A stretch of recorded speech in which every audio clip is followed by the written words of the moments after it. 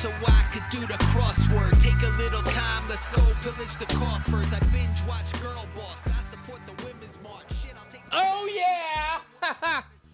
Yo, shit. What's going on, everybody? It's September now, and it's Tuesday morning, and y'all motherfuckers coming through. I hope you guys are listening to this on your ride. If you're listening to this in your car right now, I want you to look out the right-hand window, the passenger side window. Give that person the finger. Look to your left. Look out the driver's side window.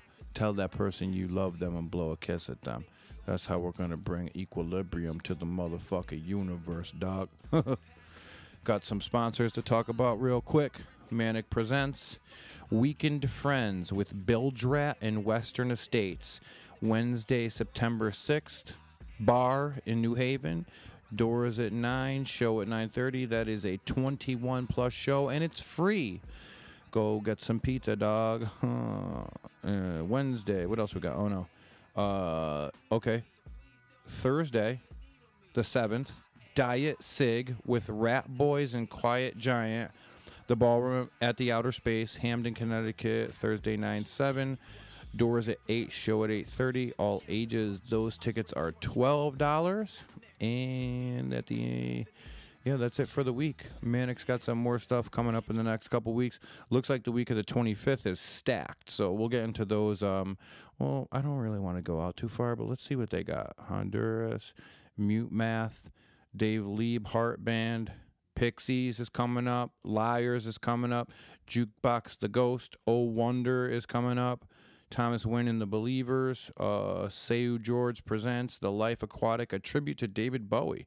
That might be sick. Mike Gordon, Rainier Maria, Yell, the Russ Liquid Test. There's a bunch of good shows coming up. But what I said before in the start of this sentence were the ones coming up from September 4th to the 10th. Go down there. They do shows at Cafe 9, College Street Music Hall, and The Space, a couple other spots. So support those guys. Hartford Denim Company, a.k.a. Hardenko, is a manufacturer of the strongest clothes available. We at Hardenko stand by that statement by backing all of our products with free repairs for the life of the garment.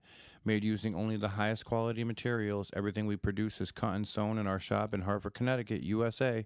We also specialize in the production of commercial aprons for, but not limited to, the restaurant, bar, and woodworking industries. Please see www.hardenco.com for more information. H-A-R, Hartford, D-E-N, Denim, C-O, Company, hardenco.com. And they are located at 236 Hamilton Street. Check in the showroom. Have them make you a pair of jeans. Like I said, school's already started. If you don't got your fucking Hardenko jeans, you're a fucking loser. You might as well be wearing some fucking Lees or some Wranglers. So start over. This episode of the podcast is brought to you by D. Michele's Barbershop and Emporium, located at 6 Kirby Road in Cromwell, Connecticut, exit 21 off of I-91. D. Michele's specializes in all types of men's haircuts and hot shaves. Services are available by appointment only, which can be made conveniently online at dmichelesbarbershop.com. That's D-I-M-I-C-H-E-L-E-S barbershop.com, or by calling 860-502-3540. Gift cards are available in any denomination, and they also offer my personal favorite, their own water-soluble pomade. So go get a fresh cut, a clean shave, and an awesome product, and tell them Ben sent you. D. Michele's Barbershop and Emporium. Responsible barbering. Just went and got my haircut the other day from my boy. He told me, Ben, ever since you started, I was starting to be a sponsor for your podcast, people have been pronouncing the name of my barbershop correctly. That means something. We're going to keep that one going for a long time. Well, motherfuckers, beat that heat with the only one and only Nitro Cold Brew, the cold kick in the pants that summer demands. A proud sponsor of BB with BG, the Cold Brew Coffee Company offers you their infamous Nitro Cold Brew and now carries a selection of delicious and refreshing Nitro teas. Products are fair trade, organic, and available at your favorite Connecticut bars, restaurants, farmers markets, and more. Not in Connecticut? No problem. Products are available for purchase online at coldbrewcc.com. Stay up to date with the newest flavors and retailers by checking out Cold Brew CC on Instagram. Cold Brew CC, the best damn cold brew. Go check out their Instagram. I know they're doing a giveaway for having 5,000 Instagram followers. So go see what that's all about. What else do we got for events coming up? Let me see. I know for my own personal, what do you call it? I have something coming up. And September 8th, I think that's this Friday. Yep, Friday at 7:30 to 9. The Mouth, Realizing the Obvious, Epiphanies. And this is done by Kyone Wolf. It is a series of storytelling. People get up on stage, tell a 10-minute stories. This one has to do with epiphanies. I came up with my story before I realized that, so now I have to tie it into an epiphany, but any story you can tie an epiphany to. Get your tickets online at tickets.vendini.com, or you could just search for the event on my page or just all out Facebook. It's called The Mouth, Realizing the Obvious, Epiphanies, where I'm going to be going up on stage at the Twain House, the Mark Twain House, and I'm going to be telling a pretty hilarious story that I think is hilarious. If you don't think it's hilarious, there might be a problem. I don't know, but I'm sure you will. We're all going to have fun hanging out with my bud Kyone that night. We'll see what's going on. Let me see what else we got going on right now for events coming up. Yep, that's really it. Unless you live in the fucking Albany fucking area and you want to go to Punk to Funk at the Fuse Box. Yep, that's pretty much it. Oh, you know what? We do have something. September 9th, Saturday, Chechi, Meganoke, Lickwit, Sketch the Cataclysm, my boy, Sewell Hughes, Slime Mob. And that's going to be at the Lynn Hall Theater, 827 Whaley Ave, New Haven, Connecticut. If you don't understand everything I just said, it is a hip-hop show. To close out the summer and welcome the falling of foliage, we've assembled an incredible lineup of wayward, traveling sorceress Meganoki and Likwid. Likwuid. Liquid. Oh, I see. Oh, a clever twist on the word. And returning to his old colonial stopping grounds, the mighty Sewell Hughes returns to Connecticut. Joining them are our friendly neighborhood rhyme slingers, Chechi Ramos. Chechi Ramos is fucking huge. You should go check that guy out. Sketch the Cataclysm. That's my boy. As well as our favorite beat mercenary, Slime Mob. I Am Slime. Busting original bangers all night. But wait, there's more. The night will also feature a gallery opening of original artwork by Samantha McGiver, Dustin D'Amelio, and Michael Miglietta. Also, original visuals on the projector. Special brews will be on tap in the bar courtesy of Counterweight Brewing Company. Doors at 8, the show kicking off at $9, $10. All ages welcome, 21 and over to drink. And that's at the Lyric Hall Theater, 827 Whaley Ave, New Haven, Connecticut. I think that's it. Ladies and gentlemen, thank you for listening to this podcast. It has given me some semblance of reality, and it's something that I have to do every week to keep up, and it's just good to be in a routine. I love bringing you guys, whoever, chefs, artists, music people, craftsmen, comedians, your everyday psycho, and I just would like to thank everybody for listening, because we've been getting some pretty good listenership, and I never really thought it would be as big as it is, you know what I mean? And it could get bigger, but I'm pretty happy with the number of people that are emailing me and letting me know how much they like this podcast. It's very humbling, and I really appreciate all you guys. But just listen, man. BenBreaksBread@gmail.com. BENN breaksbread@gmail.com. If you want me to tackle a subject, if you want anything answered, just email me. It could be crazy. It could be funny. It could be gross. It could be graphic. It could be freaking profanity filled. Hit me up. We'll turn all those things into good times. So, ladies and gentlemen, today I have my friend David Dews of Rat Bear Handmade and Sad Dad Skateboards. I used to live with David. He was a roommate of mine, and he got into this a few years ago. And I always thought it was cool because back in the day, I used to do a lot of sewing, and like, you know, I made a couple purses and, you know, put a lot of letters on freaking shirts and shit. But I really think what he's doing is awesome. The dude makes awesome 5-panel hats. He actually is my personal seamstress when it comes to all my black metal patches being put on my battle jacket. And he just recently collaborated with 2 other guys, and now he has a skateboard company called Sad Dad Skateboards. They got a bunch of different designs, and he makes his own curb wax. Check him out.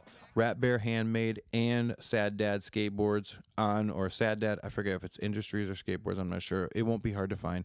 Follow him on Instagram, give him a follow, and let him know where you fucking heard the information from, bro. So without further ado, everybody, David Dews. I break bread, break bread, break bread, break bread, break bread, I break bread, break bread, break bread, I break bread, break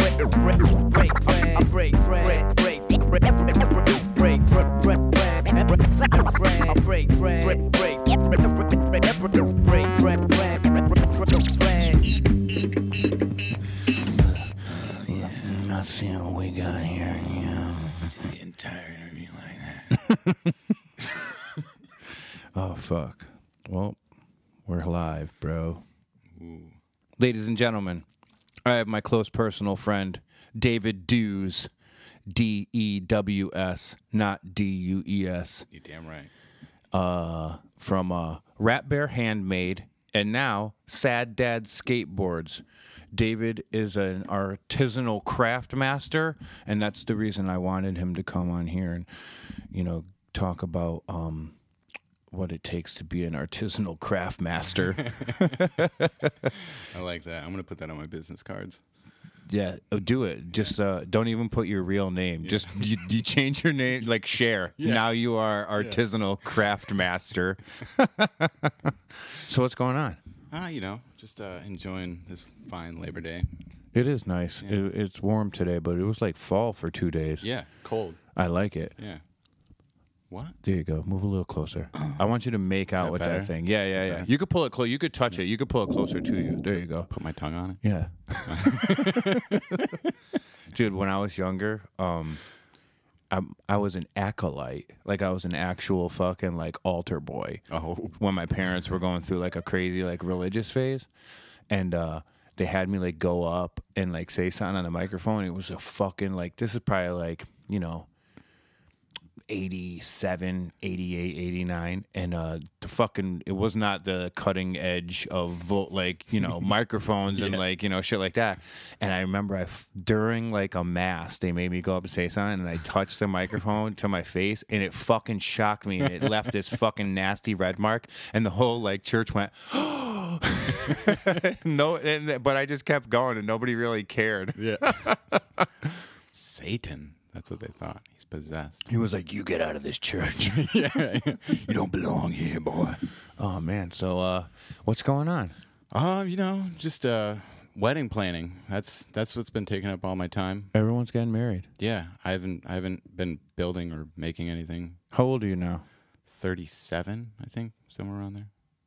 Yeah. I'll give everybody the backstory. Me and David used to live together. Yeah, roomies. Did you go and come back? No, you were there, and then you just took off. Yeah. I came back once. You came back once. Yeah. We were all very happy.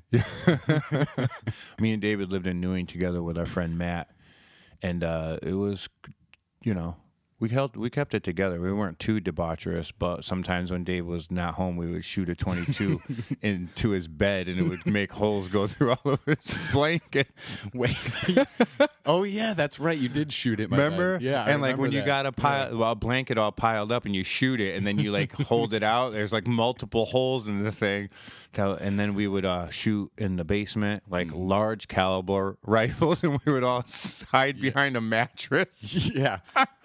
Yeah, those were wild times. That was funny because that was like, post drinking partying days for me and Yeah. you. Yeah, you were done. And Matt too. We were all completely sober. But we needed to do something to like give us excitement and enjoyment, and Yeah. that's what we did. We shot guns in a small basement and fucking make our ears ring. Yeah. And we would go upstairs and turn on like Suicidal Tendencies really loud so the neighbors wouldn't hear the fucking blast from like a fucking high caliber assault rifle. Yeah. Oh, that was fucking great, dude. Yeah, good times. Yeah. Do you remember? Oh shit, I can't tell this story. I'll get in trouble.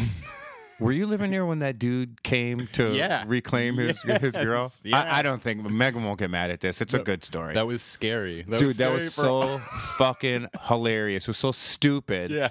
So me, up until about 2 years ago, I was pretty promiscuous, like gross, like male. I was a very toxic male. And I was just like, it's just like any other single guy. You just go out there and you just take what, comes to you. Yeah. And there was a young lady that, she showed interest in me. However, she didn't tell me at the time she was engaged to a giant. like muscle, like bodybuilder type guy. Yeah, like pro football looking. Like Yeah. He was big. He was being watched by several scouts to play in the NFL. Yeah. And she told me she was engaged, and then she told me that they broke the engagement off, blah, blah, blah. And like it went back and forth. And this is like during a time where I hadn't even talked to her. And she hit me up one night, and she told me that she was drunk and she couldn't drive her car. So I went to where she was. I picked her up, and I brought her back to the house that we all lived in. And 4 o'clock in the morning, I get... And I'm like, I knew exactly who it was. And I looked at her, and I go, get the fuck out of my house.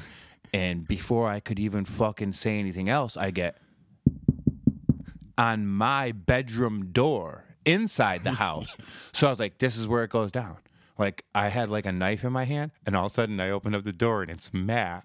And he looks at the girl, and he goes, somebody's here to see you. Yeah. I think Matt actually answered the door with Holding his a rifle off to the side Yeah, so to the guy side. couldn't see it in the doorway. And he was just like, and I guess he was really nice. And he was like, Yeah, he's super he's nice. like, hey, man, I'm here to get blah, blah, blah. And Matt was like, okay, man, hold on right here. And they left. There was no yelling or anything. And both their cars took off into the night. And I just remember like sitting on the couch downstairs and Matt sitting there just being like shaking his head like, what the fuck are you doing? Yeah, that was probably like, the sketchiest situation that I've put in myself in as far as like, what do they call that? Marital situations. Yeah, yeah. I've never been one to like mess around with a married woman or an engaged woman, but she told me they weren't. She Yeah, lied. she lied. Yeah. Exactly.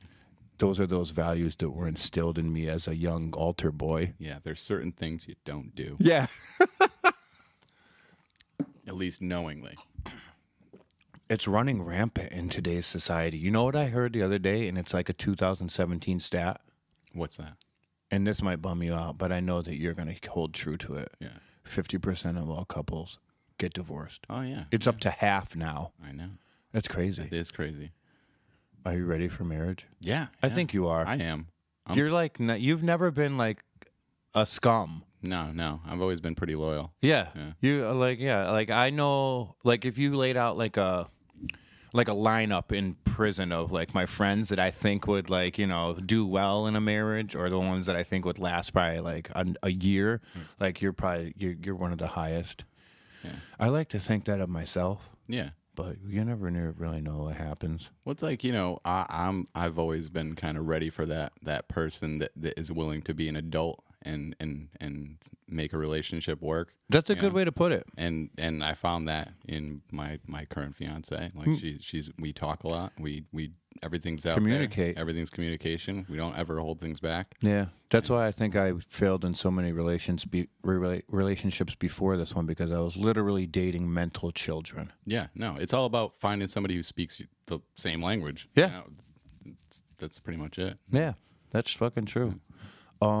So you make excellent 5-panel hats, and I still have yet to have you make me one. know, But I'm been looking for waiting. I'm looking for like the sickest weird pad, like Yeah. like what do they call it? Like a roll of fabric. Yeah, when you find it, you'll know. Dude, That's all I've been waiting for. I I'm had like, some Ben's gonna years find ago, and it was remember the '80s band Metro it. Yeah, yeah. with what's the fucking guy's name? Peter something.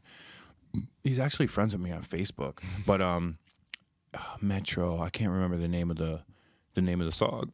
But I came across a roll of fabric that had their faces on it. Whoa. And I'm trying to hunt that down because I want you to do that for me. But I don't know if I'll ever find it, so I might have to like settle for something a little bit lower caliber. But Dave makes awesome 5-panel hats, and it's called Rat Bear Handmade. And over the years he's been doing it, I've seen the design evolve and the logo evolve. And you are, home to this area. Yeah. Did you ever? You got a little booth set up everywhere, like pretty much. You've had a couple little stores and pop-ups going on. Yeah, I've done some like, markets or whatever, and a couple of pop-up store things. I don't do them too much. It's hard to do because you like take a long time to make one because you want it to be perfect, and then like.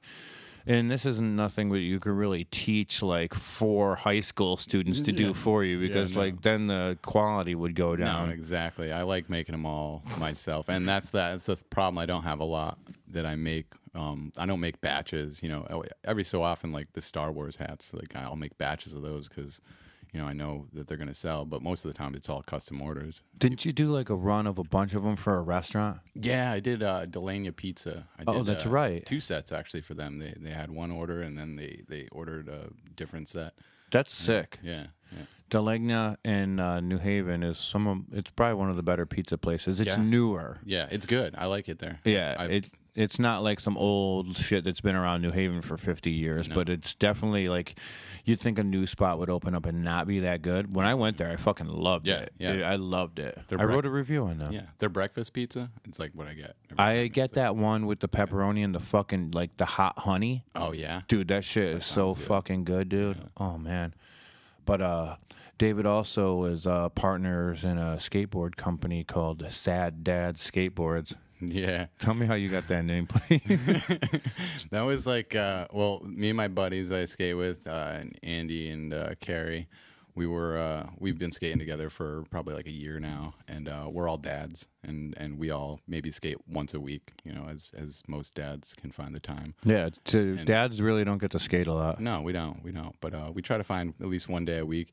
And, one of my buddy Kerry wanted to kind of start something that he could kind of call his own because both Andy and I have we're both craftsmen and we both make stuff. Mm-hmm. And he decided he wanted to like start maybe a little skate company, maybe a shop at some point, but we figured start small and just like make boards. Mm-hmm. And we were trying to think of names, and I don't know, I just thought of first it was like Rad Dad Skateboards.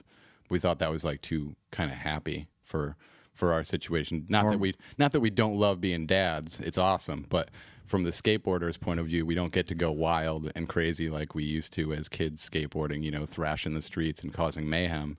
So we decided like a dad skateboarder is pretty reserved. Like you're not doing anything illegal. No. You're staying in the skate park. You're skating on public roads. Yeah. You're not like going outlaws, bro. Like, no. You're definitely not the lords of Dogtown. No, not at all. We're like, watch out for that little kid. Don't hit him. Oh yeah, Be careful. As a sad dad like skater, you're looking out for the well-being of the other children around the skate park. Yeah, even the little scooter children that get in the way. We're still like really, observant of their safety. I don't understand this whole razor scooter culture that came up in the skate world. It's crazy. It's like more than like you go to the skate park and there's more than half of the kids with that shit. Yeah, at least 3/4 that are on scooters. And I'm not going to knock them because some of those kids are really talented. Oh, I've seen some crazy pretty shit. Amazing. Yeah, but, the majority of them are just in the way and annoying. Dude, like, is there like how they have like shit mountain bikes, but then you can get like Santa Cruz or like a Specialized? There's definitely like shit razor scooters that are made by Razor. Yeah. But who's making like that sick fucking like machine tooled like never break one? Yeah, I have no idea. Are there like professional? There are professional scooters. razor scooter people. Yeah. Dude, remember when, like, back in the day when, like, all the BMX companies made them? Like, Diamondback made one, GT made a sick one, and the thing was about as wide as a real skateboard. Yeah. But it was like, it had like knobby tires and shit. Yeah. I remember I had one, and that shit was so outlandishly colored. It was like white and baby blue. And I think my brother broke it on me. Jerk. But dude, that's so fucking funny. Yeah, Somebody needs to bring that back. Remember back in the 90s when everybody was doing that like downhill skateboarding with the knobby tires? Yeah, with the big off-road wheel. What do they call that? I that don't was even called know. like downhill boarding or something. Yeah, something like slalom. Outdoor boarding.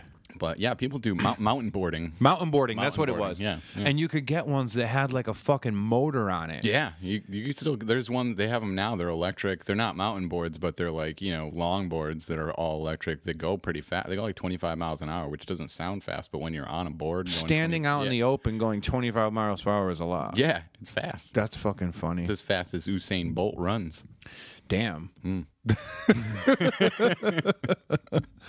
Oh man, as a dad, are you gonna try to still instill some of these extreme tendencies in your daughter? Yeah.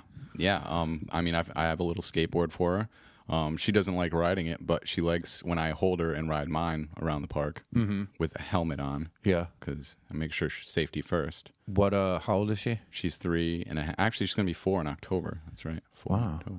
Yeah. Yeah, you need to start instilling that daredevil mentality in her. She likes metal. Really? Yeah. She recently, well, not recently, but the Warp Tour was around. We had backstage passes. I didn't see you there, but I saw your pictures Yeah. at the same time my picture went up, and I was looking for you. Yeah, we were. It was a rough day trying to bring a toddler to the Warp Tour. That's hard. Yeah, and she really wanted to go because she wanted to see Guar, and she wanted to play drums on stage with them. But we had a deal where we at least get our picture taken with them, and that was going to be awesome. But she was really disappointed when we had to leave at 8:30 because she was not having it anymore. And Did she get her picture taken with them? nah, because like we had to wait till they went on, which was like not until like 9:30 or something like that. And we were like, we can't keep a 3-year-old up till 9:30. By the time you get home, she's not going to bed till like midnight. It's like 95 degrees out, and like we're all dying, and everybody's getting sunburned. We're like, yeah, this is like borderline neglect. So we had to go. She was really disappointed. She probably still brings it up. A couple years ago, I went to visit some friends that were on tour, and I went home 2 times to shower. I was there all day, and it's just gravel and dust getting kicked up, and me being just like a weird germaphobe. I went home and showered twice, and on the second time, I went home because I had to shit, and I don't do porta potties. Yeah, no, it's I will not do a porta potty. I horrible. don't care if it's brand new. It's just like weird to me. And I remember I like was about to shit my pants in my car, and I'm like flying, dude. I'm like weaving through traffic. I get off the exit. I'm flying to Newington, and I literally like ran in the house, pulled my pants off, and there was shit coming out of my ass to the point where I was over the toilet, and I got it all in. It like shot out of me.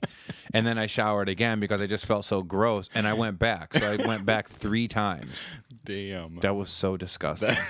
So disgusting. You're standing, like, if you're eating any type of food that's not good for you, and you're, like, so when you go to the beach, like, the fucking heat will make you shit. Yeah. Oh, God. That was a rough one. And that wasn't even a good Warp Tour. It was like only Every Time I Die was playing, and nobody else was there. Yeah. Which I missed like every good band at the Warped Tour this year just because I was busy dadding. I saw Hatebreed, and that was it. Yeah. Said hi to a couple friends and then left. I saw some pirate gypsy punk band. I don't remember what their name was, but they're entertaining. I can't for the life of me remember what the hell they were called. Candiria played this year. Really? Yeah. And so did Death Threat. Yeah, there was some. I wanted to see Strung Out because I love them, but I just missed them, and I was very disappointed. There was like another band that I really wanted to see, but I also missed them. Which is always next year. Yeah. We'll see. I heard, my fiance's friend is like does road crew stuff, so probably get maybe stage again. So Definitely. yeah.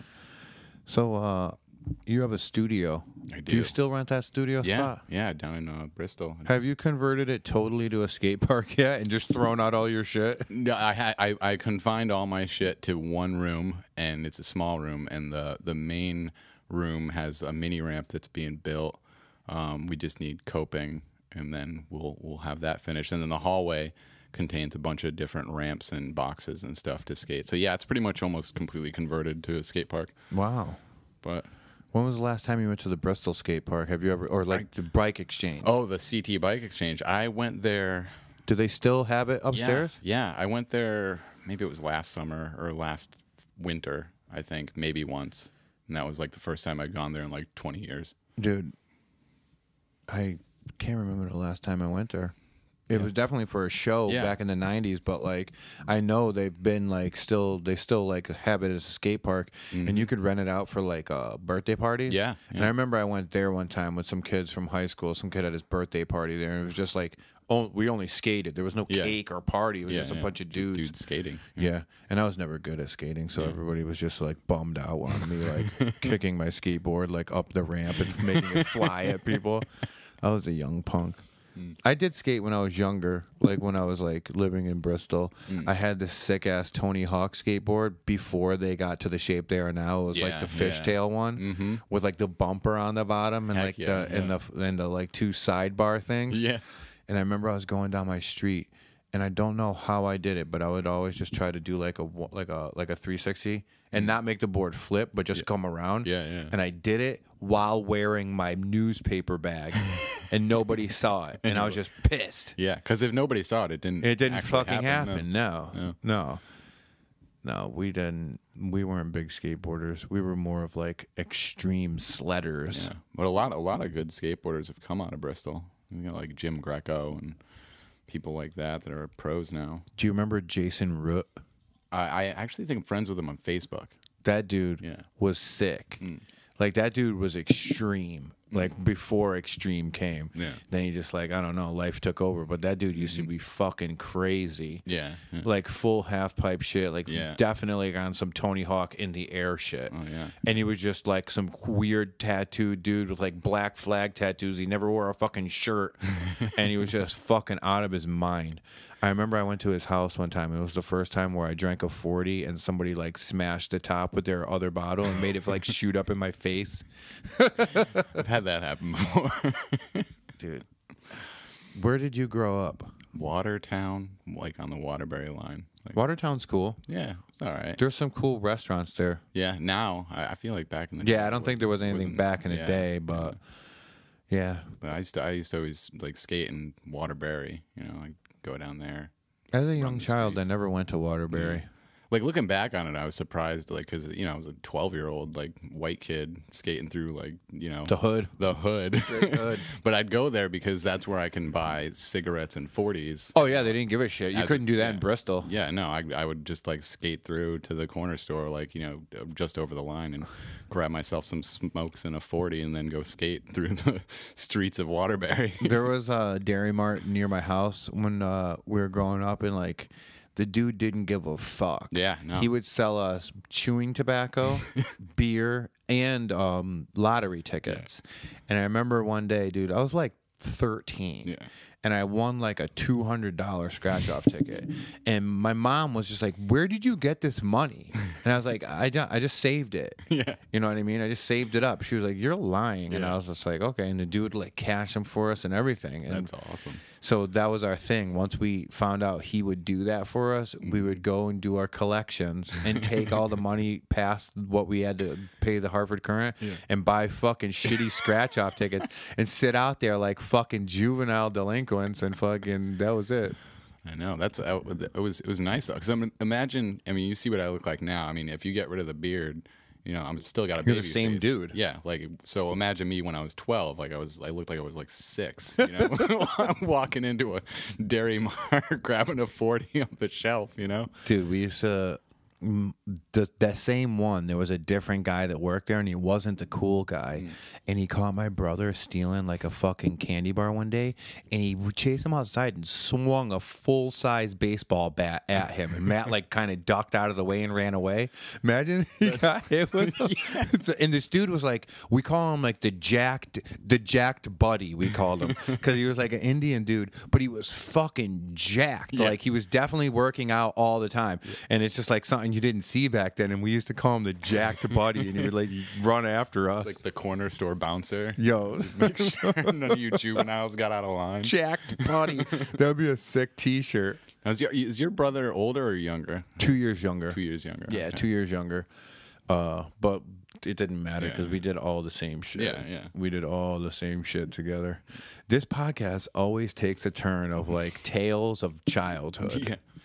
And I like it, but it just always goes that way, Yeah. dude. It's so funny. Well, that now, like reminiscing down memory lane, I remember when I was going to my first like hardcore shows, and that's when I first experienced Ben. You didn't know me back then, but I knew who you were because I was terrified when I saw you in the pit, and I would never go near the pit if you were at a show because I'd see your long legs just like spin kicking around. Dude, isn't it And so I was just weird? like, I don't ever want to get like the print of his shoe against my face. You hit like an age where you're just like, all right, my body like can't do this anymore.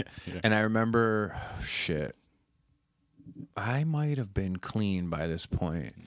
It might have definitely been post 2005, but there was an Overcast reunion at this place called Bobby Allen's in Waterbury. It Yeah. actually burnt down, Yep. and it was blacklisted, and Overcast. And I remember I was just standing in the middle of the pit, and I went to just kick upwards, forwards, and dude, I just felt my back blow out, and I fell on the ground, and people had to pick me up. And from there on, I was just like, all right, that's probably, Yeah. you know, Yeah. you're probably leave it to the younger people. You know what I Yeah, mean? yeah, their And turn. maybe like every once in a while, like I would try to be a little rowdy. Since then, every time, dude, I just hurt my Yeah. back, and I'm just like, all right, dude, you're Yeah, done. no. You're fucking done. Yeah, can't do it anymore. Dude, it's just strange because a lot of people don't know about that life. Yeah. There's a lot of rappers I know that are like, "What? Like you Yeah. guys used to like beat each other up?" Yeah. Or like, and it was just like it's a very strange phenomenon. But like, it's like definitely. Imagine trying to trace the history of moshing. Yeah. I bet you it definitely started like I bet you like skanking like ska. Oh, yeah. And like weird oi music and shit. Yeah, a couple of dudes bumped into each other. And then that was hardcore kinda came fun. along, and it was just like, oh wow, like Gorilla Biscuits, Token Yeah. Entry, all like those weird first bands, and then it started to get a lot more angry, Yeah. and then bands like Hatebreed started playing like early 90s, mid 90s, and that whole like wave of like that angry hardcore came out, and that's where it was born. Yeah. And now it's totally different. Yeah, Because yeah. everything is like beat down. Yeah. And it's just like, it's crazy to watch like the evolution of the mosh. I feel like it's gotten a lot more like less organized. It's know? very less You organized. know, like back when we were going to hardcore shows, I feel like there was like a standard, and there was like a almost like a lineup like of organization. Like you're taking your turn, you're going through, you're getting you know when things are happening. Dude, I used to watch, and there would be nobody doing anything. And at one point in the song that you know you liked, Yeah. you just look, and it was just like a sea of Yeah. kids going crazy. Yeah. Dude, I watch old videos from like the skate park and like the tune-in and shit, and it's just like there's so many people in a smaller area. And now when you watch like videos of like This Is Hardcore, Yeah. the fucking room is like the size of a football field, and it's all like spread out. And then you always had your front man that would be like, keep it tight, move up, and like keeping it tight. And dudes would like respond and listen to you. yeah. It's just such a phenomenon that like the rest of the world doesn't know Yeah. about. There's a weird mixture now too, like where there's the kids that just like run and push other people rather than like actual hardcore like dancing. And you'd go and Yeah. you'd see the outsider, like a dude that lived on the farm, or like some weird Hessian. You know what I mean? he's And got they- his shirt off tucked into his back pocket, and he's like, holding a Pabst Blue Ribbon.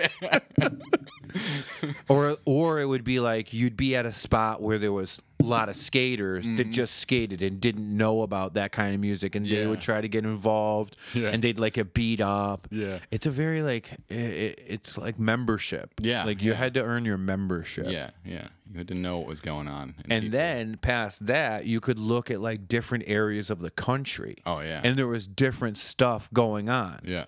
Like Connecticut, I remember for like a couple years, all you'd go to was like Hatebreed Cornerstone Fast Break show, and we like that's back when the Connecticut Brotherhood started. Yeah, and you get maced by the cops that raided the joint after there was Yeah. too many fights Yeah. breaking out. And like there was this band called Break Faith that would always play with Fast Break, and I remember they made these custom like they were like their shirts, but they were button-up shirts, like work shirts, and there was a stormtrooper right here, and on the back it said Connecticut Brotherhood in the year, and I think it would like something like 93, 94 or something. And somebody actually posted a picture of one the other day, but those things are sought after, and it said on the bottom, Connecticut Crucial Kickbox. And everybody just looked like they were into karate and kempo and just doing their best moves. Yeah. And nobody was really smashing into anybody. Yeah, no. They were like, you go out there, do your best set, like your best form, do some karate, and then run back to the other side. And we used to just single out people, man, because there was this one kid, he definitely was a raver. Turned convert into hardcore, and he would do this move where he would get real low to the ground and he would do like a chomp with both of his arms, like a Pac-Man thing. And I remember my brother got so frustrated with him one day, he just ran out there and kicked the kid right in his stomach, and we never saw him again. And then there was Creepy Crow. You know Robbie with the fucking dread? Oh yeah, with the one dread or the one big dread. the one giant dread. Yeah, Dude, that he's actually a friend of mine. Yeah. And he knows Matt. Yeah, like yeah, he's yeah. from Newington. Yeah, no, yeah. And he used to come to shows, like far away shows. We'd see him like in the city. We'd see him at like Pearl Street in Northampton. We'd see him everywhere. And we called him Creepy Crow. We didn't even know what his name was. And he would get real low and kind of like, you know that like CrossFit like workout where you kind of get into a squat, but you walk while in the squat, like kind of like low. Yeah. He would put his hands out and he'd look like a little spider, like casting a spell on the fucking thing. And we call him Creepy Crow. And at the time, it wasn't that one big dread. He had a bunch of dreads under this hat that was the size of like a medicine ball, like a real medicine ball on top of his head, and he just looked like a light bulb. Yeah. It was fucking strange, and that was Creepy Crow. What was the that I was just thinking of the many small dreads that come together to become one big dread. It's kind of like not Thundercats, but what the heck was that show? The cats that become a giant robot. Voltron. So like his hair was like Dread Voltron. Yeah. Like they all came together and formed one large dread.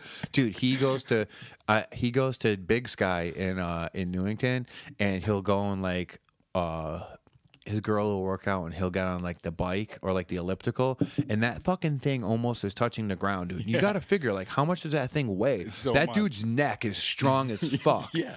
But like on days where it rains, dude, it just stinks so bad, and he knows it. He don't give a fuck, Yeah, no. dude. He plays crazy. He's the dude from Human Own Bicycle Science Industries or something. Yeah, I have a T-shirt still. Yeah, they were like grindcore pioneers in Connecticut. Yeah. Dude, I remember this. There was a band that would play the skate park in Bristol, but they weren't a hardcore band. They were like an older dude band. They were called Schizo, SKYTZO. And it said somebody had like a paint marker, and they would paint every single stop sign in Bristol. And I remember just seeing Schizo all over the town. And one day they were setting up for a show beforehand, or breaking down before there was a hardcore show. And the dude had like a light set up, and he always had a rip in his pants right where his butt was. And me and my friends would just dubbed him Light Show. And we'd see him all over Bristol, be like, yo, there's Light Show. And he had like one pair of pants, and his butt cheek was always hanging out. And he was just like a great leather jacket, white, like very light jeans with his butt cheek hanging out. Light Show. Eric Chauncey dubbed him Light Show. That's awesome. Yeah, these are the memories that we have. You still making rap music? Yeah, I started, me and Chum actually started our own label. Yeah. And we're working with a couple people right now. Like he did his first release. I got something coming out if I could fucking get around to recording the songs. And we got a couple things. It's just a very small operation. But we've been like, some people have like, you know, like came to us asking us to put out their music. Yeah, yeah. And like right now, it's just like we have to have a talk with them. Like you realize you're not going to make any money. Yeah. You know, like if anything, we're going to lose money because all you're going to do is be able to get your shit out. Yeah, Like put it out there, and like you might be able to get some like physical copies of stuff. Yeah. But until we get to a certain spot, you know what I mean? That's really all it is. That's like Sad Dad Skateboards. Yeah, we it's knew like- we weren't going to make money off it. We just No. wanted to make some boards. It's you know? just like, you know, like you do work with people your whole like time you're doing it, and then you just get to a point where like, all right, I want my fucking thumb in the pie. Yeah. Like I want to be in control of everything. Yeah, yeah. So he just put out a CD and a cassette. We were working with Joey Bats to Yeah. put out the first Uzu Crew thing. Yeah. But they did like a Kickstarter. So I donated. the people that donated get the album. Yeah. So like we had to talk about like how are we going to do this? Like how are we going to put your album out, but there's already like a list of people that need to get that because they paid. Yeah. So like we're still working it out with him. We don't know, but I think he's going to press a CD, give that to everybody and start working on a sophomore release, and then we're going to release that for them. Cool. Yeah, there's a couple dudes from Connecticut that I'd like to like put their shit out and like make like, you know, like just like a classical hip hop album, 10 songs. Yeah.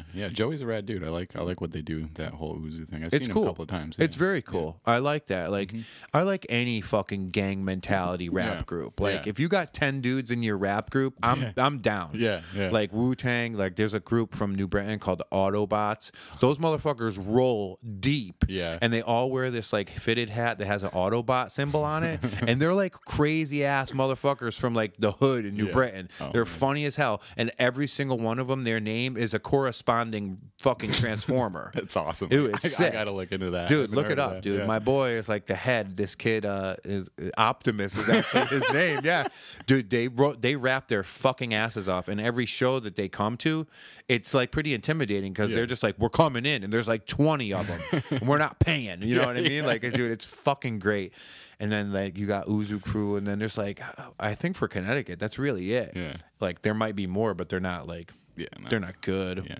But yeah, dude, I like the what these dudes are doing. It's funny because Joey is like older than me, and all the kids in the crew are like, just dude. I think the oldest one is like 23, and it's just like he's getting back to his fucking hip hop Yeah, roots. he's got that teacher life though. So Yeah. so That's awesome. That's where that comes from. He's got his students. Yeah. He brought a bunch of students in. Hey, you guys want to rap for your next school project? I think I'm gonna show. I'm trying to set up like a benefit show for a friend, and I think I might ask them to play. But I got to figure out like a venue that won't charge me because I want to have it to be like all the money go towards it. Yeah. But yeah, those dudes are fun. I had Joe on the podcast. He was fucking hooting and hollering. It was back when I used to do it in my spare bedroom, and we were sitting on like metal fucking Jumping on the folding beds. chairs and shit. Yeah, it was very uncomfortable. Yeah, this is nice. This is a nice setup you got in here. Dude, I love it. This is like I came up here and my landlord is an engineer. Yeah, I was gonna say. So like you can see the drafting table over there. You see like all the schematics. Yep. Like he's like an engineer for like construction engineer. Like he Yeah. works on like buildings and hospitals and shit. So he knows how to fix anything. That's always. It's really funny because downstairs in the garage, the dude's got mad fucking old, like gas powered remote control cars. Oh, like yeah. old ones from Yeah. the 80s and shit before like, I didn't even know they made gas ones back then. No, That's like a yeah. newer thing. Yeah. And he had a fucking, I went and looked in the garbage can the other day. He threw out a bunch of parts and there was a grave digger, like, you know, the vinyl tops you Yeah, just yeah. clip on. There was one of those in there. And I was like, should I just take this out? But like, I have so much garbage. Yeah. Like, I'm definitely like a hoarder. Oh yeah. I'm not a hoarder of garbage, but Yeah. like, I'm definitely a hoarder of things that I think are cool. Yeah, you're like, that's cool. I might want that for nothing, Dude, but I want it. me and Meg went fucking to like Barkhamsted, like West Simsbury the other day, and we're like hitting up all these fucking tag sales. And I got a fucking jacket. Like I might bring it to a tailor and get the sleeves brought down a little more. Yeah. and like if I lose like 10 pounds, the shit'll be like real good on me. Yeah, yeah. But it's like Stackpole and Try. You know that Yeah, fucking I saw store? I saw the Instagram post. You posted the pictures. Dude, of all the sweet finds. the fucking lady gave us, and she had a Peck and Peck jacket, and it was pretty much that store, but the women's equivalent. Yeah. On what's the street, the cobblestone street downtown? Oh, on in Hartford or Yeah. Right across the street from the Pratt. Civic Center. Pratt. So they were both stores there back in like the Yeah, 50s and yeah, 60s. That fucking jacket I got, dude, if it was brand new back then, Yeah. that shit was like $1,000. Damn. The lady made me take it just because she gave Meg her jacket for like $2.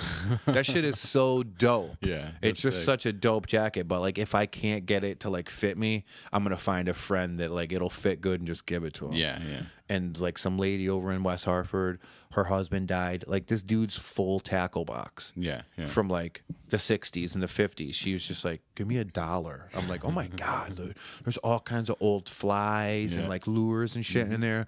That's my new favorite thing. Like me and her now on Saturdays, we get up and we fucking go like into like the mountains and Yeah. go to those tag sales. People got cool fucking shit. I know. So such cool shit. Yeah, I had to stop I worked at the Antiques on the Farmington over in Collinsville for Okay. a little while. Like, Yeah. every Sunday I'd work there, and I had to stop because I just bought such random shit that I didn't need. And I don't have room for it, yeah, but I just no. keep getting I it. was just like, that's cool. I want that. You know, Like I got that little Cox motor Yeah. for those like little planes. Yeah. What am I gonna do with I that? have no idea. I have. It's still like attached to the backing where you would buy it. Yeah. I might bring it to like a hobby store. Yeah, And be yeah. like, yo, you guys like this? Like, Yeah. here, take it. Yeah. But that's our new thing, dude. I love shit like that. It's fun. You find some weird shit, and you're just like, this existed at some point, and people used it. Dude, I'm still looking for a Coleco. Yeah, I always like the like old lanterns and shit, like the Oh, hell oil yeah. lanterns. Fuck yeah. You know? The dude that we got the tackle box from was probably like a plumber. This dude had so many like weird like fittings Yeah. and tools and shit, big ass metal pieces. And the lady was like, "You could just take that." And I'm thinking like, "Yo, you could probably scrap the metal for Yeah. mad money." You know what I Yeah. mean? But shit like that is so funny. I never really buy. I don't really buy clothing, but every once in a while, like I'll find like a vintage old like rugby or like a flannel, and I'm like, "Yo, this shit is like cool." You Yeah, know, yeah. I gotta have it. And fucking. That's like, yeah, that's our new thing. We do that on Saturdays. I was bummed because it rained yesterday, and Yeah. usually you can find some on Sundays. Mm-hmm. But yeah, Yeah, we got to wait till the Audrey's a little older before we can start having fun like that. dude, just throw her ass in a fucking stroller. She will. That's a good idea, but she'll escape. She'll bolt. She's a high energy child. Really? Yeah, she's no joke. She's somebody like if I were to like, I would feel good about getting a leash. You know, One of and those be little that- book bag leashes Yeah, with like- like a monkey with a long tail. Yeah, but even then, I feel like she's smart enough. Well, she'll figure out a way Flip out of you know, it. Like she knows. You That's know? funny. She buckles herself in her own car seat and gets herself out of it. So That's adorable. yeah, she's pro. Yeah, I have a 2-year-old niece. Well, she's about to be 2. Yeah, yeah, she looks cute. I've seen the pictures. Dude, she's Adorable. the best. We're Yeah. going out there in December. And it's funny because when we go out there, like, that's like my brother's vacation. Yeah, yeah, Because, like, we're there, and he literally just gives me the baby. yeah, yeah. And I go everywhere. So this year, Meg will come with me, and we're going to fucking go off. But, like, I just fucking put her in a stroller, Mm-hmm. literally walk around the whole San Francisco area to the point where I'm tired. Yeah, And this yeah. child is just rolling, talking to me. Yeah. And we stop, and we go to crazy-ass fucking restaurants.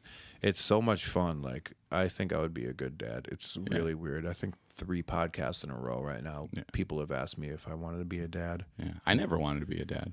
I never even thought of it. And Really? Yeah, this was like a big kind of like surprise that like I was willing to, Blessing. you know, yeah, blessing. Well, it was like, you know, normally I'd run for the hills, you know, if I met a chick who had a kid, you know, back in the day, I'd be like, yeah, no, I'm not having it. Yeah, it's like something that, like, I remember that, like, it was like something all your friends told you not to do. Yeah. Oh, she's got a kid. Yeah. Run, dude. Yeah, don't do it. But, like, people are in fucking certain situations where it's like, why? Why wouldn't you? Yeah, no, like we you know, we started and it started to be pretty cool. And then I was like, wow, I kind of like being dad. Like it's kind of fun. And now it's like I wouldn't have it any other way. I never dated a girl with a child. It's a lot of work. I mean, to go through the motions, the first dating before you get serious. It's like, our dates were spread out, weeks, be like date this week and then, several weeks later maybe get a chance to go on another date. It's hard. You got to find a sitter and shit. Yeah. It's even now that we're together, it's like to go out is a big to do. It's like you got to find a sitter or maybe get her parents, and Do you have a reputable, trusting sitter? her parents. That's it? That's it. That's like who we trust. We do have, there's friends of family and like her aunts and there's other people we trust her with, my mom, So we have a grab bag of sitters, but she is, like I said, a high energy child. So it's kind of like, who do we feel less bad about leaving her with, for their sake? Yeah, they're getting fucking a workout. Yeah. Like, That's funny. yeah. Like my niece is not. Like she's just like, she's an observer. She likes to observe. She likes to eat. And like, I think she's high energy when she's with them, but when she's with me, she's just pretty much like fucking like concentrating on the bond because like every time I hang out with her, it takes like a few hours for her to remember who I am. And then it's all over. Yeah. She's all over me. Yeah. And then like every time I see her after that, she like, it takes her less and less. So she kind of like knows. And now she calls me fucking uncle. Yeah. We were fucking FaceTiming the other day, dude. I almost cried. Yeah, it's the coolest thing. And she knows Meg's first name. And it's fucking so funny, dude. It's so funny watching them grow up. Yeah, when she calls me Daddy Dave. Like Daddy Dave. Yeah. When, 'cause she I'm calling you that from now on. You're not little David anymore. You're Daddy Dave. You fucking grown up. But yeah, she knows that she has, her bio dad. She knows that's daddy. Yeah. And, I mean, sometimes she'll just call me straight up daddy or dad, which is cool. When the first time that she said that, like, I almost lost it. Yeah. I was just It's a weird feeling. It's an crazy. awesome feeling. Yeah. It was probably one of the coolest feelings, like my top 10 feelings. That's awesome. Yeah. That's really good, dude. But yeah, Daddy Dave kills me. It's so funny still to hear when she goes, Daddy Dave. Please change your Instagram handle to Daddy Dave. There's probably one already taken. He's just like some big bear, like a gay guy. Hi, I'm Daddy Dave, motherfucker. But yeah, she'll introduce me to people as her Davy. This is my Davy. That's people are like, adorable. this is my dad. This is my dad. And she goes, this is my Davy. That's so funny. She calls my parents Papa and Yaya, and I don't know why. Because everybody, like, when you're younger and you're American, it's Grandma and Grandpa, and if you're Polish, it was fucking Babci and Jaju. And like, I don't know why my mother instilled it in her. And she was like, I don't want to be called Grandma. I want to be called Yaya. Well, that's our April's mom is Yaya. Oh, what? Yeah. Where's the roots in that? Where the no fuck idea. does that come I have from? no idea. That's so weird. Yeah, I'll have to ask April. Yaya. See where that came from. If I had another computer with like a monitor, we could Google the origin of the word Yaya and see where it fucking came from. Go down that rabbit hole. Yeah, I'm trying to get something up here like that because every once in a while somebody will bring something up and we're just like, we get stuck because we can't get any information on it. So I actually was approached by someone that said they wanted to be an intern and actually for their school. Yeah. So I'd have to like sign off on their hours. And I do have a monitor and another computer. Yeah. So I might at some point have like a student sitting over there. Yeah. And like they'll just know what to look for and then we'll be like, "Oh shit, look, there it is." Now, would you have to, for it to be legit for them, would you have to be like a legitimate kind of like business entity or something like that? Or? So when I did my internship for CCSU, like it's very loose. Yeah. You're like, pick a company out of the binder on top of the fucking file cabinet over there. Half of them are not even companies anymore. Yeah. You got to scroll through, and the college that this girl goes to is like a holistic, like mindfulness, like wellness college down in Bethel. I forget the name of it, but she was explaining it to me. Like I actually had like she's starting her own podcast, and she had me come meet her for like a drink. I met her for a drink at Tisane, and like she was telling me about it, and that's when she asked me. She was like, "Yeah, I just need some pointers and like see how to do this shit. But like if you ever need anything, like I would like to do that, and it's for my school." And I was like, "Yeah, we could do that. Yeah, so fucking free labor, dude. That would be awesome." She's probably listening right now. Yeah, I thought about that too. I was like, with Rat Bear, just get a couple of interns in there to sew. You could, like if you like did like the actual cutting and showed them how to do it. Yeah, Dude, if I had more time, I'd help you do it because Yeah, I have a history of sewing. Yeah, cutting's half the work. You know, cutting all the patterns Dude, out. I'm Pain good in the at ass. sewing. I don't ask me to fucking thread a bobbin though. Yeah. That's like the worst. My grandmother gave me a fucking sewing machine back in the. It was crazy. It was this crazy like Japanese sewing machine, and it was pretty heavy duty. But like every time, Juki? dude, yeah, every time I like ran out of like the thread and I had to do the bobbin thing, yeah. I would just blow my mind. Yeah. Like if you don't have any patience, don't fucking try Yeah. to do that shit. You'll smash the whole thing. Yeah, no, yeah. You got to set it up on the little sidewinder. Most like the machines that I use have like a little sidewinder thing. You throw the bobbin on, you wrap the thread, and then while you're sewing, it's winding that bobbin Yeah. up. This one was like a circular one that was like under Oh, the yeah. plate where the actual needle is going down into. Yeah, yeah. Now you work with some like really old vintage like Singers. Yeah, I've got a couple of Singer patchers which are like meant for, shoes and stuff like that. Going through leather. Yeah, going like, through- and you got a yeah. pretty fucking sizable needle on there. Yeah, oh yeah. You'll go through your hand if you're not careful. Yeah, like dude, that shit is I nerd out about that shit. Like when I went to like Hartford Denim and Yeah, I hang out with Marshall and I walk around the fucking shop. Yeah, their Like, machines are awesome. over dude, there. that shit I'm so like it's jealous. just like blows me away. Yeah. Josh Westbrook, Yeah. like with his fucking shoes. I just yeah. actually hit him up this morning and I was like, "Hey, dude, you want to come on the podcast talk about shoes?" He was like, "Fuck yeah!" Hell yeah. Yeah, so like I'll have him on the next couple weeks, but that would be sick if the three of you did like a project. Yeah, I worked with Josh for a while. Like I was helping him out making shoes and stuff because he needed an extra hand. He stopped doing it because doesn't he, like he started he slowed down a little Yeah, bit. he slowed down. He's in the same boat as Yeah, you. yeah. Because you can only make so much shit on your own. Yeah, it's hard to make it a full-time gig, because it's you need money to live, and you're trying to get your name out there, and you're not making enough to live. Yeah. So it's like It's hard. So you got to have that full-time job, and then It's like being a rapper. Yeah, and then it's hard to like actually make stuff because you're busy and tired from your full-time job. Yep. So I was helping him out because of that. He had like a busy period where he was actually making multiple shoes for companies, and I was just like, it was just him. And How often are you in the studio? Right now, like with the wedding, I'm maybe lucky if I'm there like once a week. Really? Yeah, but I got once some work for you. once the wedding's done, I'll be back to like usually I'm there like 2-3 nights a week now. I've been saving up my patches. I know, I've been waiting. I got like 20 right now. I figure I might send you home with them. You could just do it whenever at your leisure. I got so many fucking patches for that second jacket. I almost got a third one because I have that many. Yeah. But I have a huge Wolves in the throne room back patch. Yeah. But I don't think I'm going to do a black one again. I think I'm going to do like a jean one. Yeah. And they had them on sale at.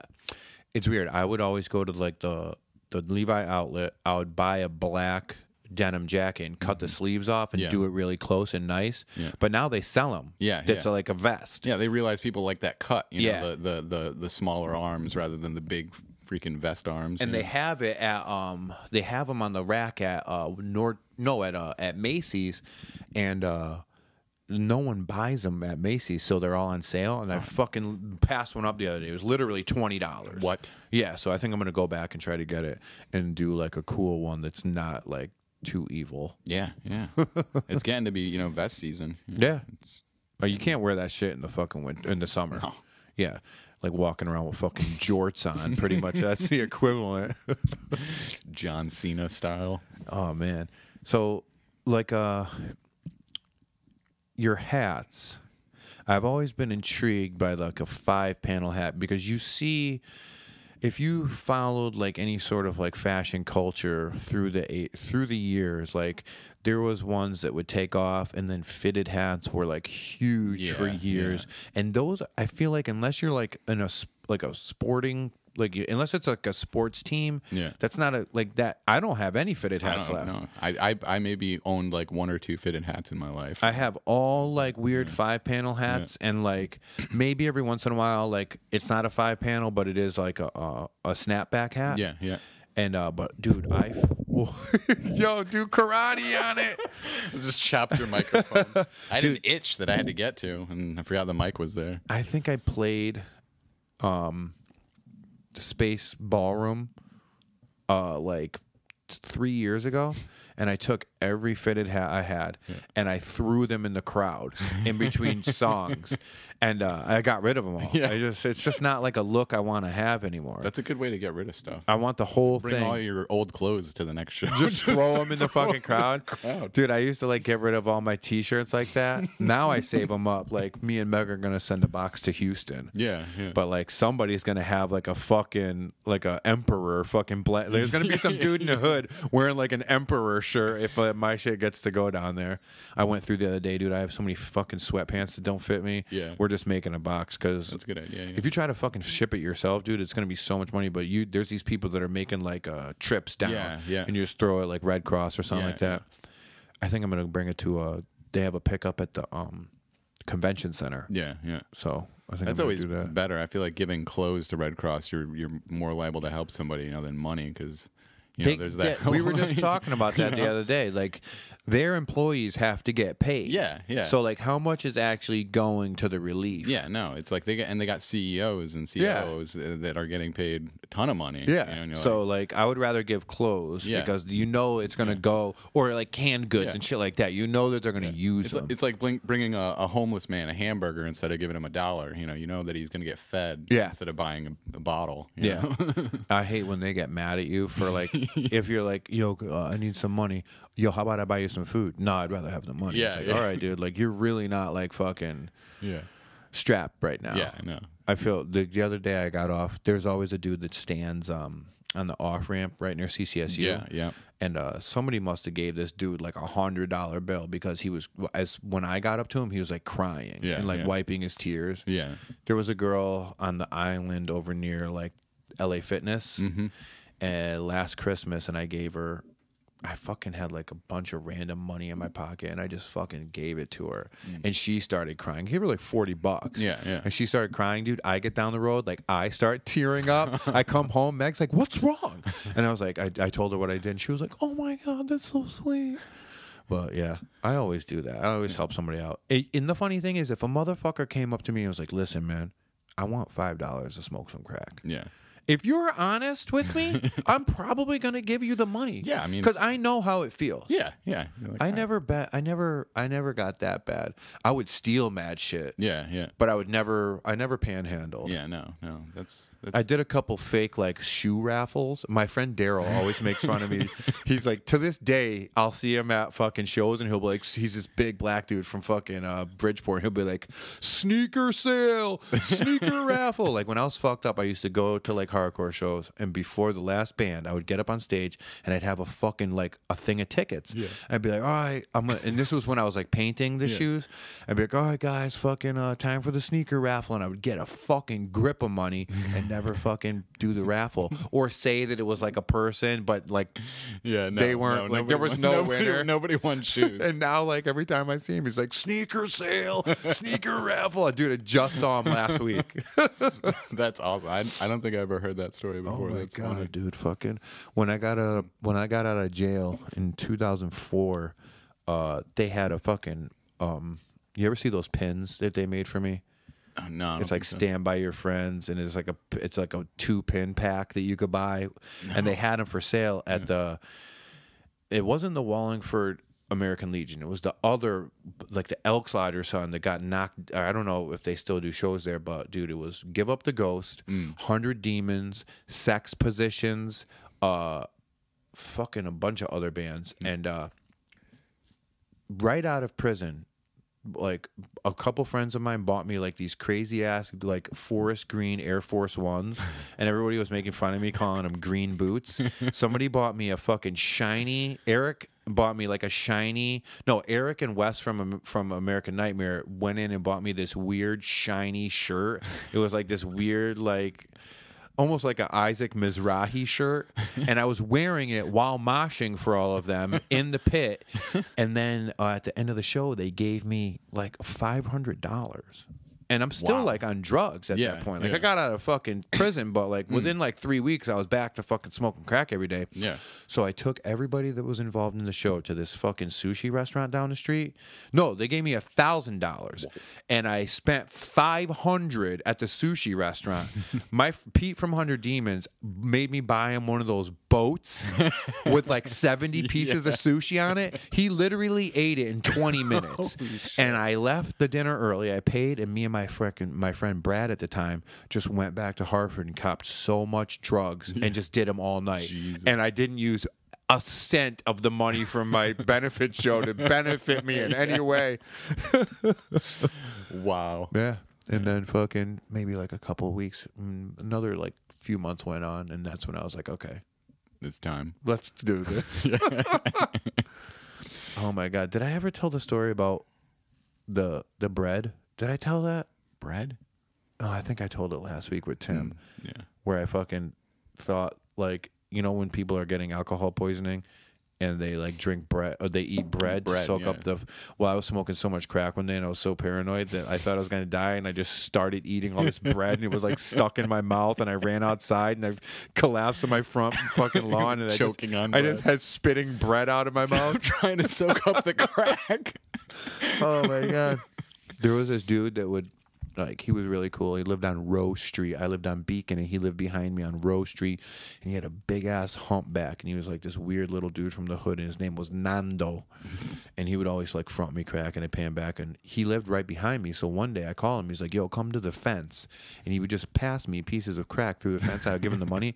One day I dropped it into the leaves. Yo, I was out there for hours looking for the crack, and I never found it. I was so sad, that you know, you need that crack. dude. I don't have any funny drug stories. I did a lot of hallucinogens. Yeah. Like acid. Yeah, and you weren't mushrooms, like, you know, it's you just like- weren't like a fucking narcotics guy. No, I tried a lot of different drugs, you know, but I never really enjoyed them. You know, there was like a cocaine phase, you know, but like it was always acid. Like Yeah. I did a lot. Of I know a lot of acid. people that didn't do any sort of like bodily narcotics, but Yeah. they really always liked like opening Yeah. their mind and Yeah. doing like acid and I was at a point mushrooms. Yeah, like high school, like I literally probably was on acid almost every day in my senior year of high school. I was just tripping constantly in school, like while learning, you know. I remember when I was younger, I had taken acid and mushrooms probably already like 30, 40 times.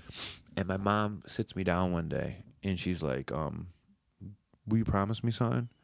And I was like, yeah. She was like, never do acid. And I was just like, okay. But I had already done it like a million times. Dude, another time we were like probably in high school, this phase. And like my parents were getting really mad that like me and my brother weren't coming home for dinner. Yeah. And then my mom wanted to make dinner and like have it be like a family thing. Yeah. And it got to a point where my dad was like, if you don't fucking come home for dinner tonight, you're out of here.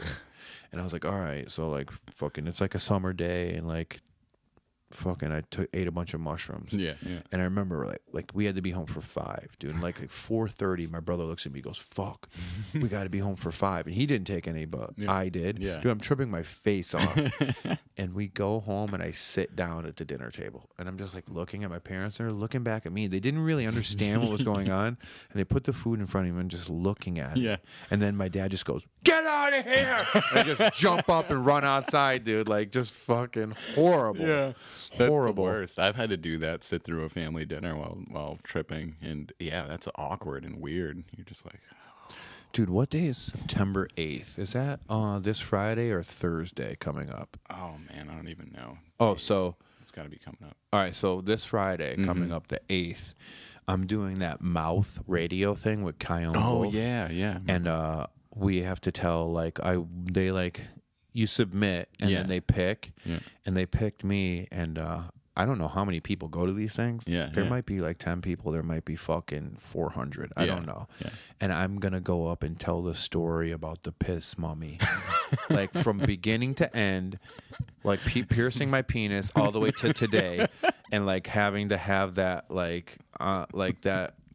The piss mummy. that tool Yeah. that I use. Yeah. And it's going to be so funny because in the Facebook like invite, she was like, it does not have to be clean. Like Yeah. you can be like, it can be profanity. That's good. That's totally fine. Yeah. And I'm going to keep it very educational. Yeah. It's not going to be sexual at all. Yeah, But yeah. I will be talking about my penis. Yeah. And like what I did to it. And Meg was just like, I don't know if you should do this. I was like, why? She's like, I don't really know how I feel about you going and telling like a fucking public story about your dick. And I was like, honey, it's for like comedy. Yeah. Like, this is good for me. You know what I Yeah, mean? yeah. I'm trying to get my name out there. Yeah. Like one day I would like to like go into like stand up or something like that. Yeah. But like this is priming me for shit like that. Yeah, yeah, And yeah. she's just like, you couldn't figure out any other story. And I was like, this shit is memorable. Yeah, this like is gold. Like if I'm gonna put it out there for my first like real thing like that, like I'm gonna be like I have like experience being in front of a crowd, Yeah, yeah, but rapping. yeah, yeah. And I've always been like criticized for telling stories in between my songs, especially when I was on stage with other guys. Yeah. And I just was like, all right, like I need to find an outlet for that. Yeah, yeah. So now I'm gonna go up. You got 10 minutes. Yeah. And you pretty much have to like if you fucking tell a 4-minute story and then you look at everybody, like they're gonna be pissed. And you Yeah, can't yeah. tell like a 15-minute story. No. So you gotta kind of time it right. Yeah. So I'm telling it from start to end, from the day I got my penis pierced to surgery, to the follies that befell me during surgery, to recovery from the surgery, and then all the way up to today. So I think it's gonna be pretty funny, and I hope there's not like a lot of old people there that aren't gonna get it. I hope it's a younger crowd that is just laughing. Yeah. Or my other fear is I go up there, I tell the whole story, and it's just crickets. Yeah. Nobody says a goddamn thing. I got a feeling you're gonna get laughs. I mean, you think about the audio. I've listened to The Mouth, before because I'm an avid NPR listener, and I feel like the audience is both intelligent and they also have a sense of humor. I think everybody kind of Yeah. gets it. Yeah, you know what I mean. It's a very liberal mentality, where it's Yeah. like, everybody kind of had weird, crazy experiences, and they're interested in hearing other people's weird, crazy experiences. Dude, get a sitter. Bring Yeah. April. Please Yeah. come. I Yeah. need somebody. Is that they do that at where do they do that? Twain House. Twain House. Yeah, that's gonna be fun. That's going to be Friday or Saturday? Friday night. Friday night. Yeah, dude. The last time I was in the Twain House, we had me, Pat, and Neil had a booth for the Hartford Party Starters, and it was like a weird food thing, Yeah. and food and beer festival thing. Yeah. And we would just walk around and like eat everybody's food and go back to our table, and people would be like, "What do you do?" And we would be like, "Oh, we fucking throw like dance Yeah. parties and like fucking weird shows and shit." And they're just like, all right. And they would like walk by. And these are like Twain House, like season, like board member people. And they're just like, what are you guys Party? doing here? And we had like a big fucking banner behind us. It was like some shitty table. But those were always fun because I always like connected with a different crowd. Like I'm Yeah, friends with like I met like Cayenne. I met like that dude Jacques Lamar. Yeah. Like through that. Yeah. Like I would never know those people if it weren't for that weird era. Yeah. Oh God, I gotta get this sampler running, dude. We could be. Making funny noises. You ever watch that YouTube video? And it's from like a UK TV show, but the two guys with Down syndrome and the lady that takes care of them. That's where that sample from Breakfast. Yeah. I want that. Like I want that kind of samples, dude. That shit is so fucking good, dude. Like I want shit like that. I want the sample from Alien where Sigourney finally like confronts the big mother alien and she goes, "You bitch!" Yeah. Like I want that shit. Like it's gonna be funny because it's gonna take up a lot of time. Like Yeah. like I need to like take a couple hours one night and like start cutting samples, get it right, and then fucking figure it out. Fucking Ed from Cooking the Beer let me borrow that. Yeah. Yeah.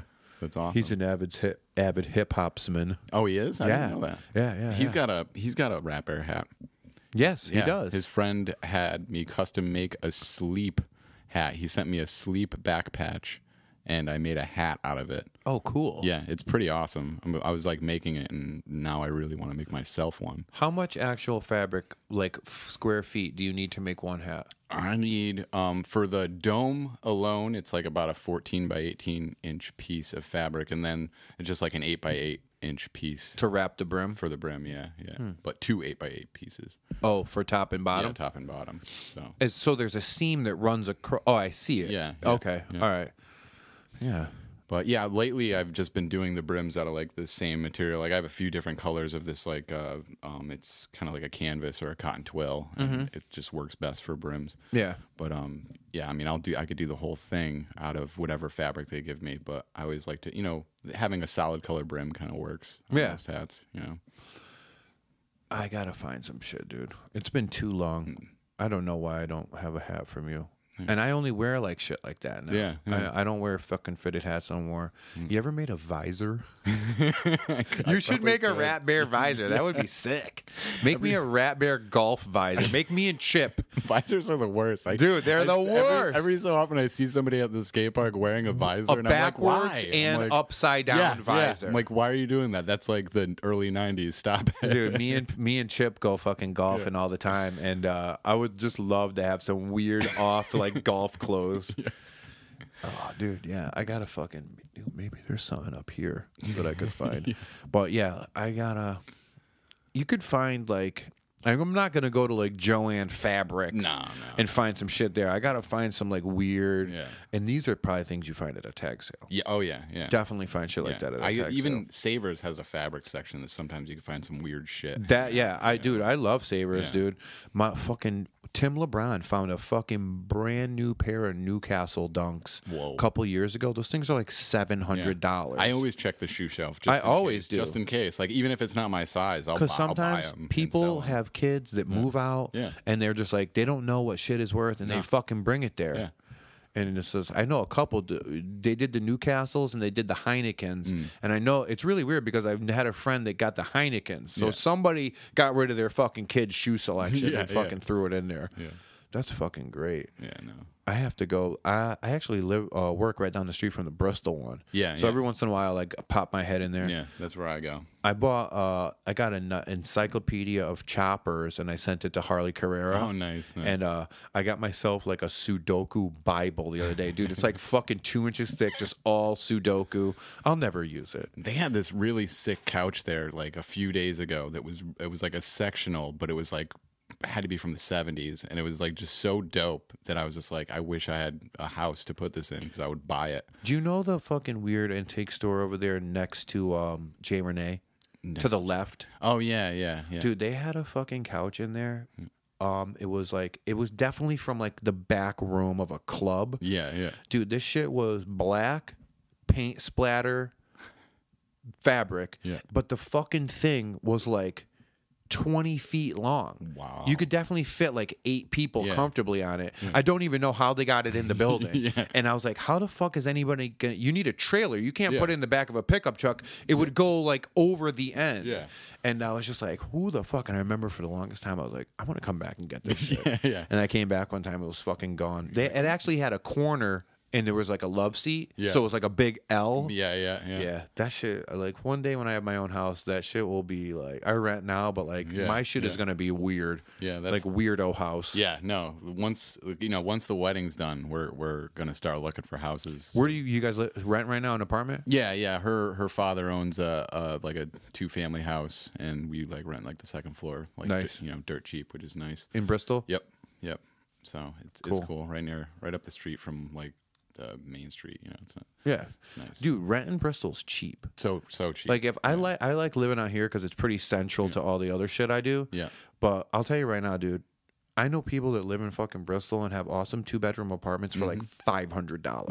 Yeah, it's like it's ridiculous. I mean, we don't pay that much, and even though it's like family rent, like it wouldn't be that much wouldn't be- more yeah. if we were strangers. Yeah. So it's like You can always travel. yeah, and we don't mind. We're busy anyways all the time, so it's just we need a place to sleep and hold our stuff. So but yeah, eventually the goal is house.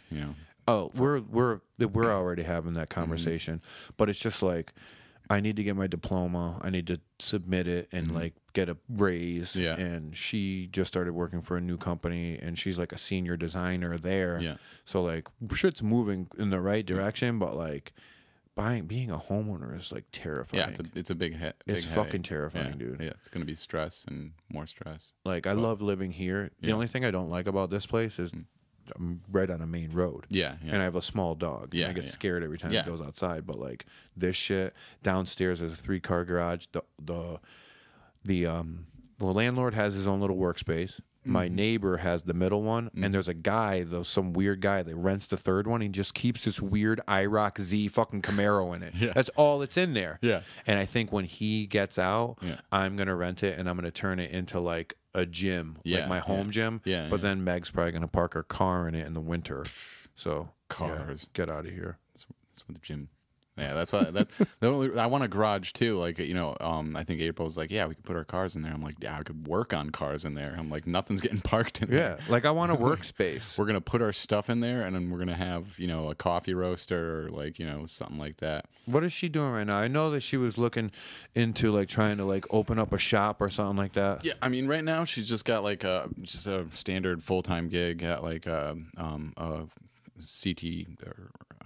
It's like a countertop place. They do like granite countertops and all that stuff. But she wanted to do like open her own coffee shop. Yeah, well, not even coffee shop. She wants to roast. So, be like a small batch roaster with maybe a storefront. That would be so cool, dude. Yeah, she's really good at it. I mean, she used to work over at Zen Roasters before they went out. And like the coffee that she made for them was like phenomenal. A lot of people loved it. They were really disappointed when. The guy decided to close the doors on the business because it was just a part-time gig for him. He had a full-time job. His wife had a full-time job. So they just decided it was too much stress and stopped doing it. And so she was pretty bummed. But yeah, we want to save up and get like a, 5-10 pound roaster and just start making small batches. Dude, you got a customer right here. Yeah. I love coffee and she loves coffee. And so we're like together, we could just make coffee. Over the years, my love for coffee has grown. Yeah. Only because you find out about such bad. It's just like liquor. Yeah. Like there's fucking like you go on Amazon and or like fucking like there's so many like weird small batch shit. Yeah. And it's like crazy fucking coffee. Yeah. But yeah, like me and her are always running out. We gotta go get a bag of fucking beans, like Yeah. every twice a week. Yeah, it's funny. Like we like a lot of different coffees, but what's the stuff that we keep on the reg that we drink like every day is like just Cafe Bustelo. Dude, love that Bustelo shit. is the best. Yeah, it's like the best cheap coffee ever. Do you find it in whole bean? No, we just get it. We get it in the espresso cut. Yeah. Like And you in make the bag. coffee of it. Yeah, Yeah, we like- make coffee out of it. The girl from my work, the secretary, dude, every day she brings in Bustelo, and at the end of the day, if I'm shot, she gives me like the little cup that Yeah. comes on top of the thermos. Yeah. Dude, I'm ready to go. Yeah, we got the Keurig at work, and the girl who orders the coffee now gets the They got 'em. Bustelo K They have cups. them. Yeah, Dude, so good. That Yeah. shit is so strong. yeah, I love But it. it's not like, when you drink too much coffee, you get fucking, like if you got none in your stomach, you get fucking paranoid. Yeah. Almost like you did a bunch of shaky and Coke. Shit, yeah, That shit don't do that. No, You're no. just fucking, I'm just like cleaning my house. yeah, yeah, Fucking flying around. yeah.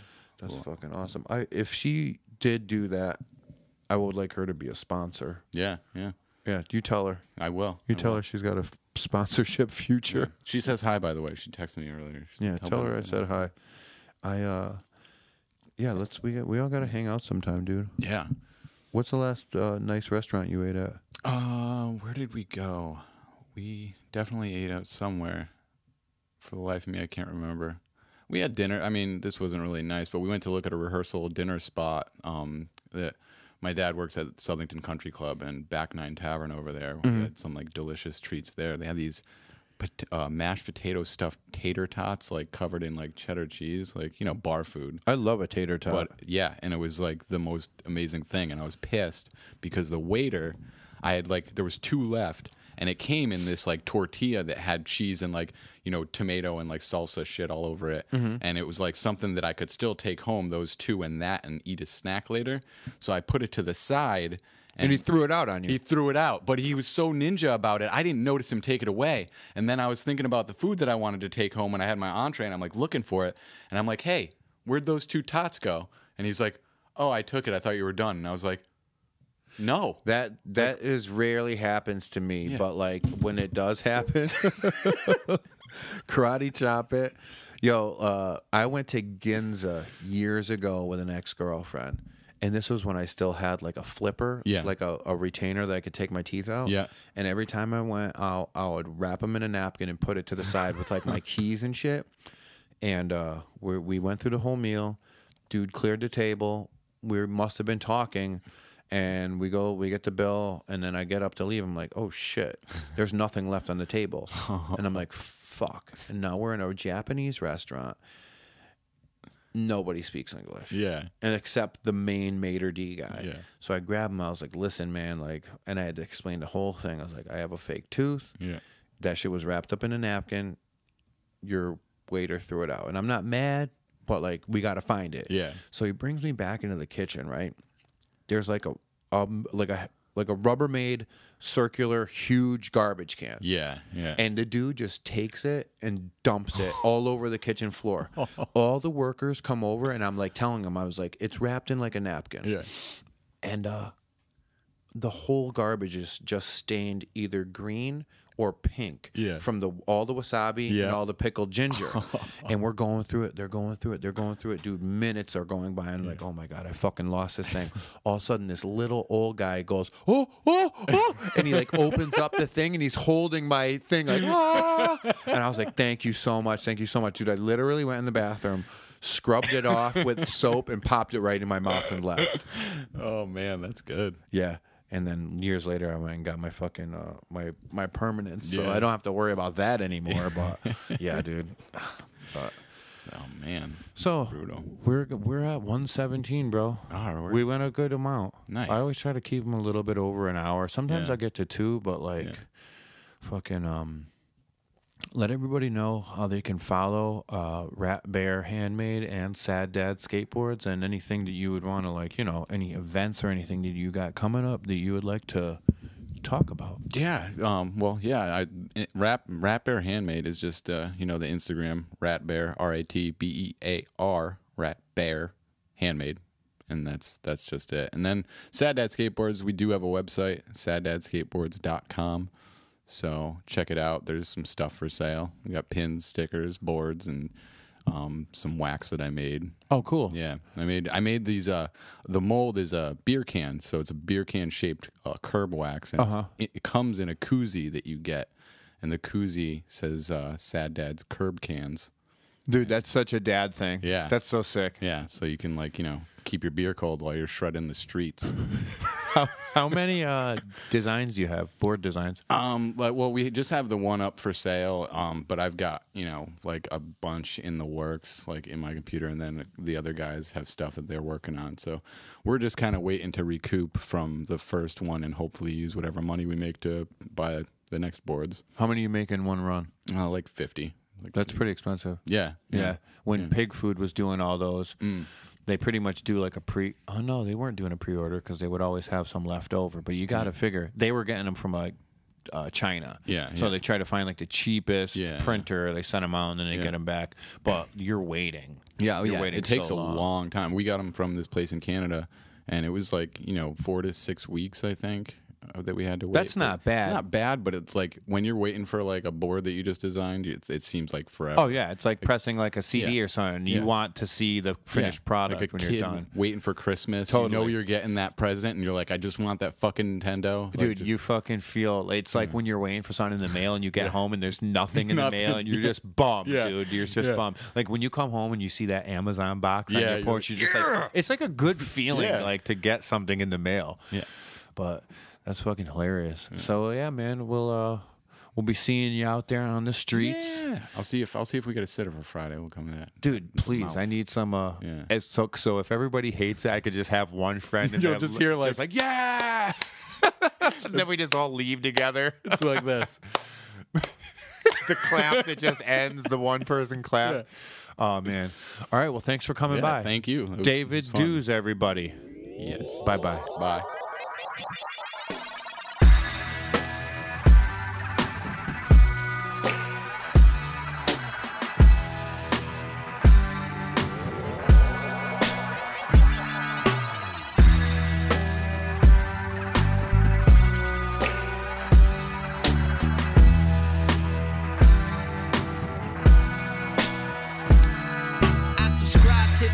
So I could do the crossword. Take a little time, let's go pillage the coffers. I binge watch Girl Boss, I support the women's march. Shit, I'll take the backseat, I know what my limits are.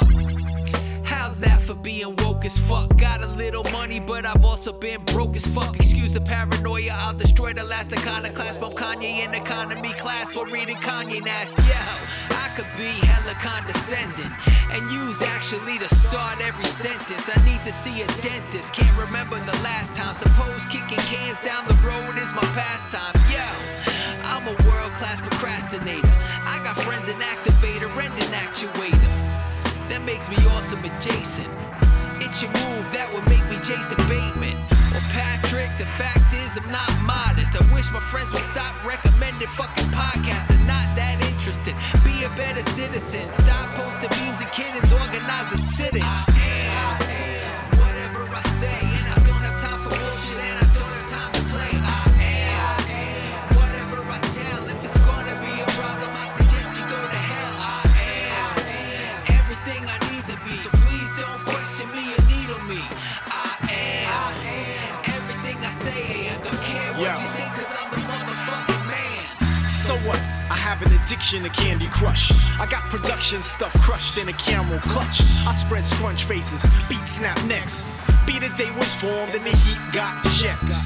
Yeah, I'm bougie to a degree, and truly you would absolutely agree if you could see with your own too. I'm prone to drink wine while fine dining. Come home and push buttons and shine at fine rhyming. A walking oxygenius, moron don't apply.